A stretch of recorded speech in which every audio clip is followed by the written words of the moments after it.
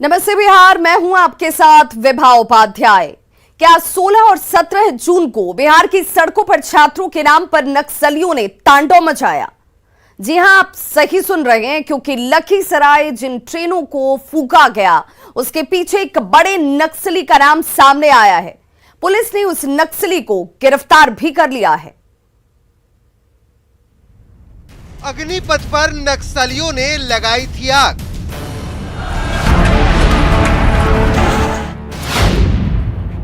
लखीसराय में नक्सलियों ने फूंकी थी ट्रेन।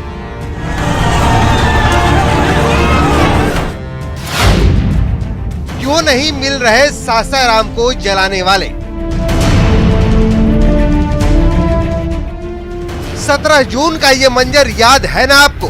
कैसे लखीसराय स्टेशन पर खड़ी विक्रमशिला एक्सप्रेस और जन सेवा एक्सप्रेस को आग के हवाले कर दिया गया था। ट्रेनों में आग सेना की अग्निवीर योजना को लेकर छात्रों के विरोध प्रदर्शन के दौरान लगाई गई थी। अब तक हर कोई यही मान रहा था कि आग आक्रोशी छात्रों ने लगाई होगी, मगर मनश्याम दास नाम के इस शख्स की गिरफ्तारी के बाद लखीसराय की पुलिस जो दावा कर रही है वो बेहद हैरान करने वाला है।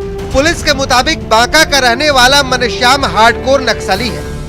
कई नक्सली वारदातों में शामिल रहा है, नक्सलियों के बड़े नेताओं का करीबी है और ये 17 जून को लखीसराय में ट्रेनों में आगजनी की घटना में शामिल था। इस घटना में महत्वपूर्ण भूमिका निभाई है, ट्रेन को जलाने में अग्रणी भूमिका निभाई है। इस संबंध में कुछ जो इस घटना में शामिल थे, जो गिरफ्तार होकर न्यायिक हिरासत में भेजे गए हैं, उससे भी मनश्याम के संपर्क की बात आई है और उस संबंध में हमारे पास तकनीकी साक्ष्य भी आए हैं। अब नक्सल प्रभावित रोहतास जिले के सासाराम की तस्वीर देखिए। सासाराम पुलिस ने शहर के चौक चौराहों पर उन उपद्रवियों के पोस्टर लगाए हैं जिन्होंने 16 और 17 जून को अग्निवीर योजना के नाम पर ट्रेनों और रेलवे स्टेशन पर तोड़फोड़ और आगजनी करते हुए तांडव मचाया था। प्रशासन ने, जिला पुलिस ने मोस्ट वांटेड उपद्रवियों की यहाँ पोस्टर लगाई है। आप हमारे पीछे देख सकते हैं, यहाँ पोस्टर लगाया गया है। सासाराम टाउन थाना का यहाँ पर नंबर दिया गया है। सवाल है कि आखिर पुलिस को पोस्टर में नजर आ रहे ये चेहरे पूरे जिले में ढूंढने के बाद भी मिल क्यों नहीं रहे हैं? क्या लखीसराय की तरह सासाराम की आग में भी नक्सलियों का ही हाथ था?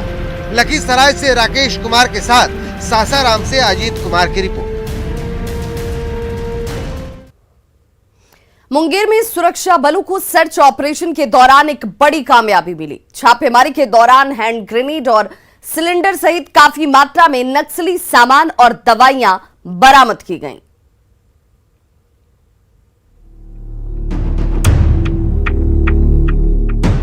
हथियारों के इस जखीरे को देखिए। एक दो नहीं बल्कि 18 ग्रेनेड, कई सिलेंडर, एयरगन और नक्सली साहित्य। बर्बादी का ये सामान मुंगेर के लड़ाइया टांड थाना क्षेत्र के जमुनिया और पैसरा जंगलों से बरामद हुआ है। पुलिस को सूचना मिली थी कि नक्सली कमांडर परवेश था और उसका मारक दस्ता इन्हीं जंगलों में किसी बड़ी घटना की योजना बना रहा है। इस सूचना पर पुलिस और सीआरपीएफ की 207 कोबरा बटालियन ने इन दोनों जंगलों में सर्च ऑपरेशन शुरू किया। ऑपरेशन को नाम दिया गया है शैडो ऑपरेशन। जंगल के बीच सर्च ऑपरेशन के दौरान जवानों को एक गुफा में पत्थरों के पीछे एक संदिग्ध बैग दिखा। जब उस बैग को खोला गया तो सबके होश उड़ गए।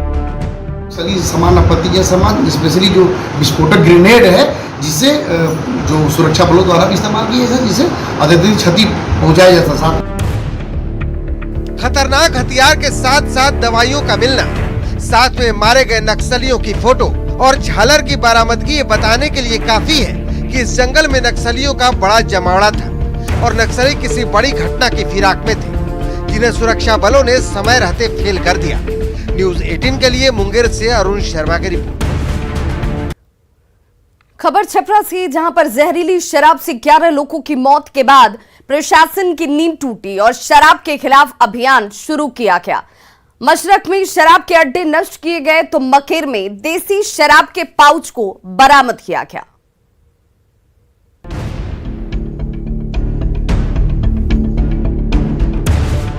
छापेमारी की ये दोनों तस्वीरें छपरा की हैं। जहरीली शराब से 10 से ज्यादा लोगों की मौत के बाद पुलिस ने तलाशी अभियान तेज कर दिया है।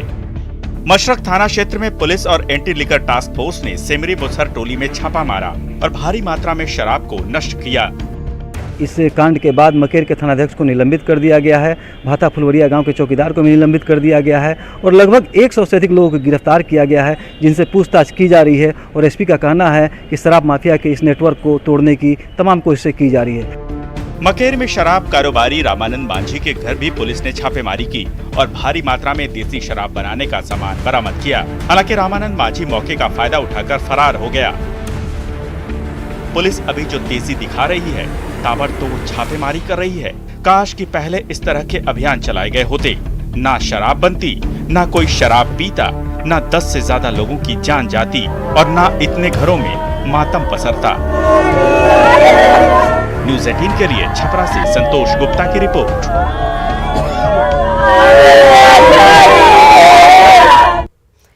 जाहिर है जहरीली शराब ने अब तक कई घरों को उजाड़ दिया है और इसके पीछे शराब तस्करों का बड़ा हाथ है।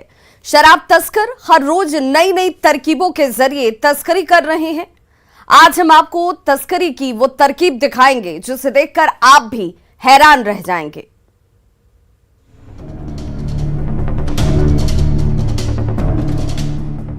एक दो नहीं बल्कि 20-20 बैटरी। ये वो बैटरियां हैं जो हरियाणा से सीतामढ़ी जा रही इस चमचमाती बस से निकाली गई हैं। आपके मन में ये सवाल जरूर आ रहा होगा कि आखिर बैटरियों को हम आपको क्यों दिखा रहे हैं। जवाब जानेंगे तो आप भी हैरान रह जाएंगे।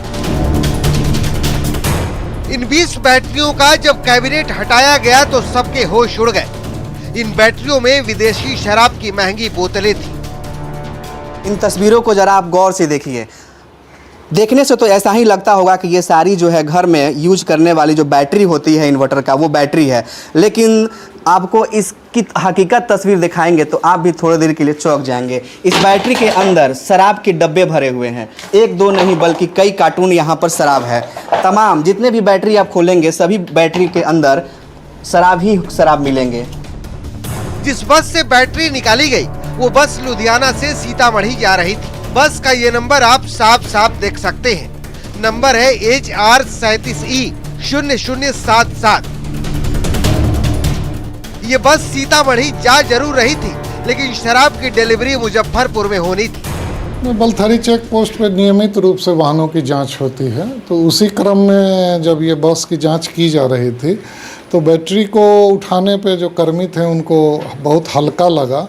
तो उसी शक के आधार पर जब खोल के देखा गया इसके कैबिनेट को तो उसके अंदर शराब मिला। अब जरा इस बस के ड्राइवर जसवीर सिंह से मिलिए जो इस वक्त गिरफ्त में है। जसवीर साफ साफ बता रहा है कि मुजफ्फरपुर में बैटरियों में भरी शराब की बोतलों की डिलीवरी देनी थी, लेकिन जसवीर की माने तो वो इस शराबी साजिश से अनजान था। संभालका से देते थे बैटरियाँ, पहले हमने चेक भी किए थे, बैटरी होते थे।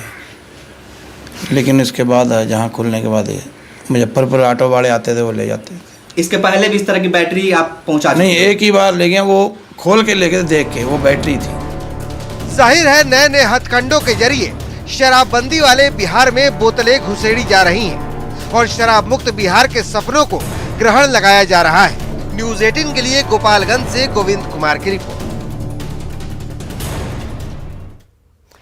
तो बिहार में शराब तस्करी को रोकने के लिए अब एक और नया कदम उठाया जा रहा है। अब बिहार के अंतरराज्यीय चेक पोस्ट पर हैंड स्कैनरों से गाड़ियों की जांच की जाएगी।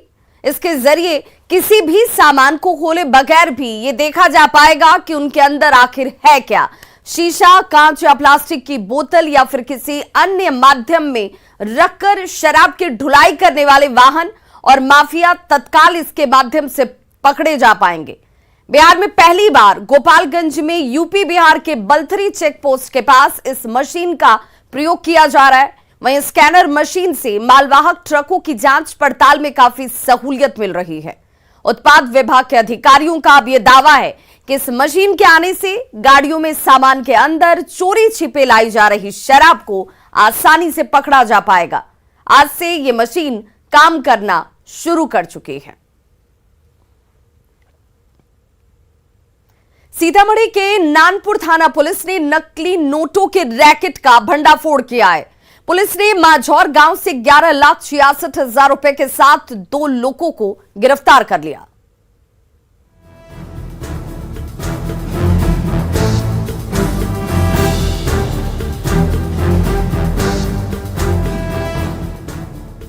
जाली नोट का खेल पुलिस ने किया फेल। टेबल पर रखे इन 500, 200 और 100 की गड्डियों को देखकर धोखा मत खाइएगा, ये असली नहीं बल्कि नकली नोट है। सीतामढ़ी पुलिस ने इस जाली नोट के रैकेट का भंडाफोड़ किया है। पुलिस को सूचना मिली थी कि मेजरगंज प्रखंड में जाली नोट की बड़ी खेप आने वाली है। इस गुप्त सूचना के आधार पर पुलिस ने मंझोर गांव में छापेमारी की और 11,66,000 के जाली नोट के साथ नियाज अहमद और बसीर मियां नाम के 2 धंधेबाजों को गिरफ्तार कर लिया।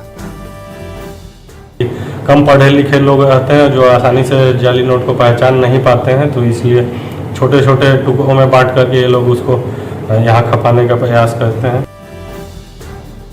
पूछताछ में चौंकाने वाली बात ये सामने आई कि नकली नोट का धंधा पश्चिम बंगाल के मालदा से ऑपरेट किया जा रहा था। इसका पूरा नेटवर्क नेपाल से सटे बिहार के इलाके में फैला हुआ है। पुलिस इस बात की जांच कर रही है कि कहीं नकली नोट के इस धंधे के तार पश्चिम बंगाल होते हुए पाकिस्तान से तो नहीं जुड़े हुए हैं। न्यूज़ 18 के लिए सीतामढ़ी से राकेश रंजन की रिपोर्ट। सिवान में सरकारी व्यवस्था से परेशान गर्भवती महिला ने सड़क पर ही बच्चे को जन्म दे दिया। महिला ने अस्पताल प्रशासन पर प्रसव के दौरान बदसलूकी करने का आरोप तक लगाया है।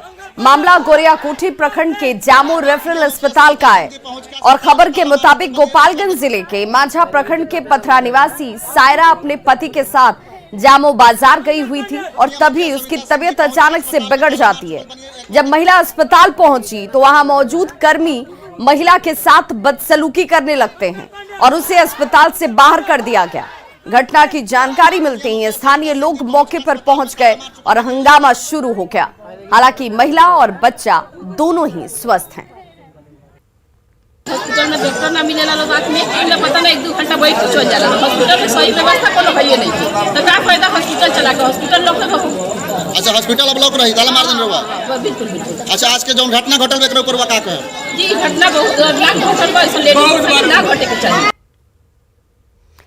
नेपाल में लगातार बारिश से बिहार में नदियां एक बार फिर से उफान पर हैं और कई जगहों पर रिहायशी इलाकों में बाढ़ का पानी फैल चुका है। लोगों की मुश्किलें बढ़ गई हैं। गांव का सड़क संपर्क टूट गया है और लोग तटबंध पर शरण लेने को मजबूर हो गए हैं।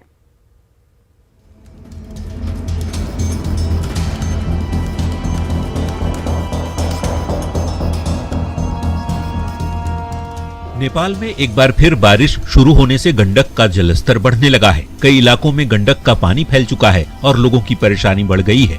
बैकुंठपुर के शीतलपुर और फकहा गांव के दर्जनों घरों में पानी घुस गया है। सड़कों के ऊपर से पानी बह रहा है और लोग पानी में घुसकर जा रहे हैं या फिर नाव का सहारा ले रहे हैं। हर तरफ पानी ही पानी नजर आ रहा है। मिडिल स्कूल, आंगनबाड़ी केंद्र, हर जगह पानी भर चुका है। परेशानी बढ़ने के बाद लोग अब गांव छोड़कर जाने लगे हैं और तटबंध पर शरण ले रहे हैं।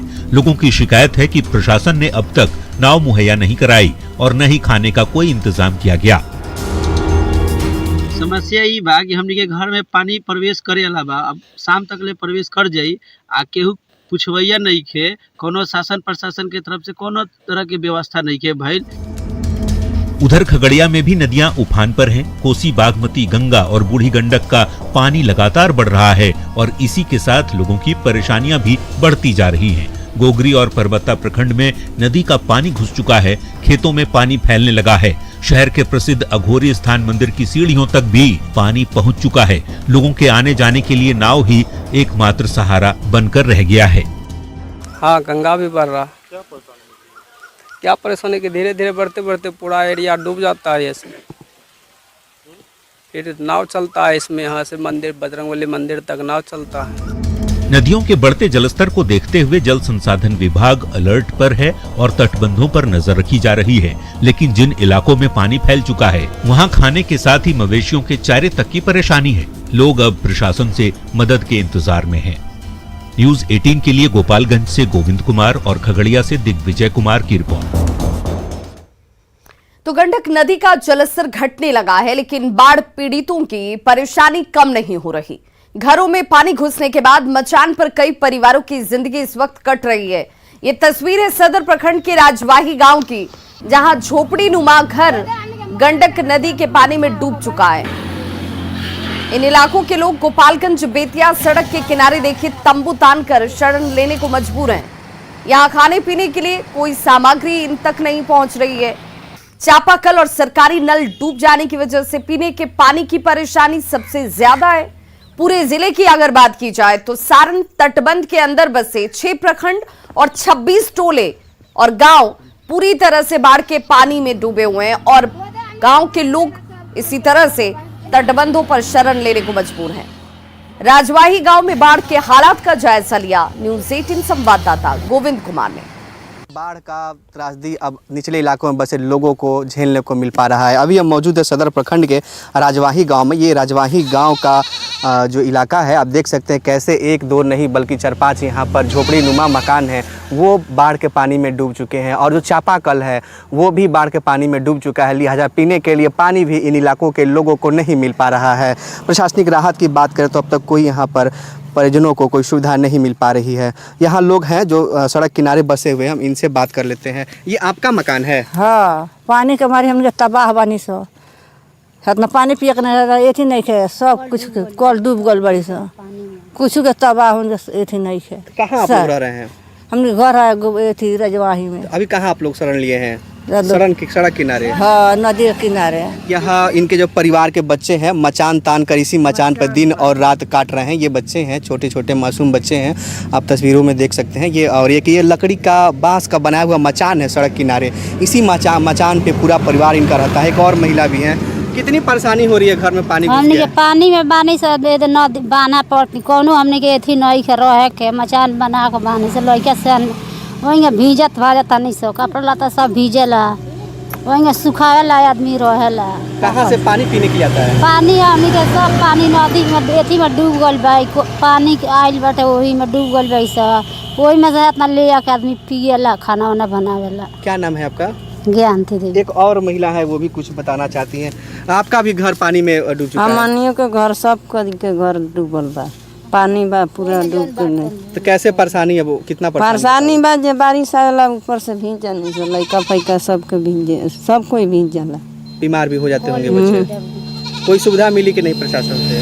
कुछ नहीं मिलल, हमने कुछ नहीं मिलल। कितने दिनों से आप लोग हैं यहाँ पर सड़क किनारे? हमने के ये 2 महीना हो गए। कितने परिवार होंगे लगभग? हमने के बानी सा एक आदमी घरे 7 आदमी 8 आदमी 10 आदमी बने सा। क्या नाम है आपका? श्रीकांती देवी। तो ये महिलाएं हैं और इनके बच्चे हैं जो काफ़ी परेशान हैं बाढ़ के पानी से। लिहाजा इन्हें प्रशासनिक स्तर पर कोई मदद भी नहीं मिल पा रहा है। बारिश हो या बाढ़ हो, मचान के सहारे ही जिंदगी कट रही है। गोविंद कुमार, न्यूज़ 18 गोपालगंज। तो एक तरफ बाढ़ का खतरा है तो दूसरी तरफ कटाव का कहर भी। कटिहार में गंगा, कोसी और महानंदा से कटाव लगातार जारी है। कुर्सेला और अहमदाबाद प्रखंड में सालों से कटाव हो रहा है। एक बार फिर से अहमदाबाद के भवानीपुर, पारदियारा, चौकिया, पहाड़पुर सहित कई गांव जो हैं वो कटाव इन गांवों में इस वक्त भी हो रहा है। खेत और घर नदियों में विलीन हो रहे हैं। लोगों को हर बार आश्वासन तो दिया जाता है लेकिन कोई ठोस कार्रवाई नहीं हो रही। लोगों के सामने अब समस्या ये है कि अब वे जाएं तो जाएं कहां। डीएम ने माना कि कुर्सेला में कटाव बेहद तेज है, लेकिन फिलहाल गांव के आसपास कटाव नहीं हो रहे हैं। जल्द ही कटाव निरोधी काम शुरू किया जाएगा। हर साल कटाव तो कुछ प्रशासन के स्तर से कोनो काम होय छै कि नहीं? कहीं नहीं आवे छै, देखे के जाय छै, कुछ करे छै। ई कोन होले गांव? ई पत्थर टोला। कोई अधिकारी नहीं आ रहा है, यहाँ कोई आ नहीं रहा है। कहाँ जाएंगे हम लोग, रो रहे हैं। आप लोग कोई इज्जत नहीं दे रहा सरकार। वोट में आवे में जावे में सब में आ जाता है, अभी नहीं आ सकता है। अभियान के देखते क्या परिस्थिति है। अभी घर कट जाएगा, रेत छूट गया, कहाँ जाएंगे अभी हम इतना सामान लेकर के। हाँ, ये कुर्सेला ब्लॉक में पत्थर टोला में गत वर्ष भी कटाव रिपोर्ट किया गया था। मैं स्वयं वहाँ पर गया था और वहाँ पर गंगा और कोसी का मिक्सचर होता है, इसीलिए थोड़ा कटाव अधिक होता है, चूँकि पानी में घुमाव होता है। इस वर्ष भी अभी तक ठीक था, किंतु अभी चूँकि कोसी में पानी बढ़ा है इसलिए कटाव वहाँ पर रिपोर्ट किया गया है। स्थानीय जो वहाँ के अधिकारी हैं वो स्थिति पर नज़र रखे हुए हैं। तो खबरों का सिलसिला लगातार जारी है। आप देखते रहिए न्यूज़ 18 बिहार झारखंड, यहां खबरों का सिलसिला कभी नहीं थमता।